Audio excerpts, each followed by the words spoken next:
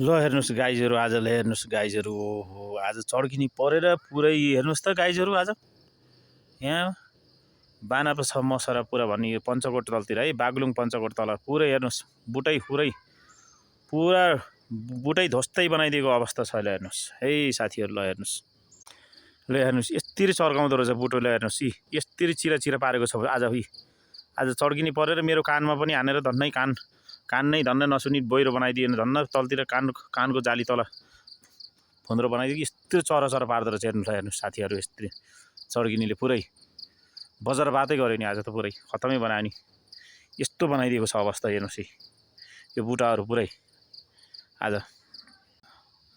ल हेर्नुहोस् गाइजहरू, ल हेर्नुहोस् फेरि आज चड्किनीले यो पनि हानिरहेको अवस्था छ। यहाँ झन् झिला पुरै बनचराले 100 चोटि हाने जस्तो बनाइदिएको छ। माथि रुखमा यस्तो बनाइदिएको छ आज पुरा चड्किनी परेर बानापा 6 मा खतम बनायो आज पुरै।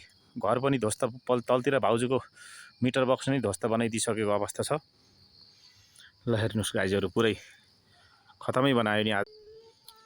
र गाइजहरू यस्तो खन्दो रहेछ यो फाली भन्छ नि, माथिबाट बनचरो फाली मिलेर आउँछ नि, यस्तो खन्दो रहेछ। हेर्नु त है, जम्मै यो यहाँबाट छिरेर गएको छ।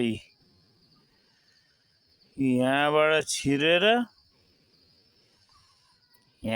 छिरेर कहाँ पुग्यो यो चड्किने हान्दाखेरि यस्तो हुँदो रहेछ गाइजहरू।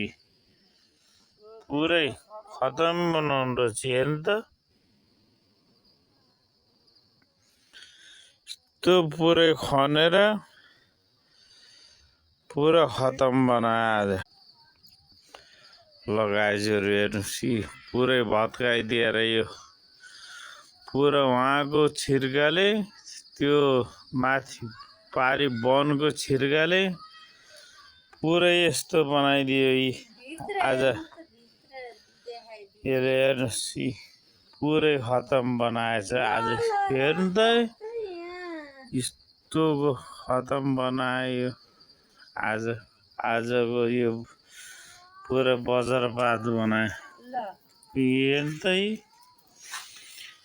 पुरै यो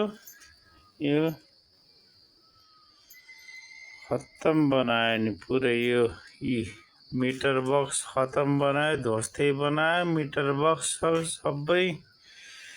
यो टिभी पनि जलेछ, यो टिभी पनि खतम भयो,